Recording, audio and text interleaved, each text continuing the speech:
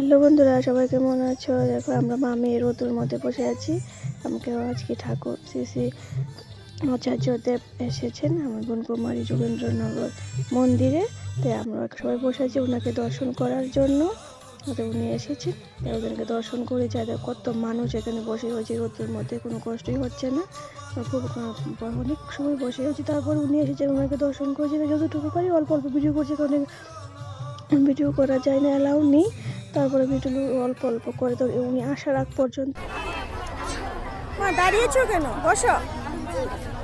Chips এখন কোথা থেকে আনবো আমি? এখন গেলে আর আসতে পারবো না।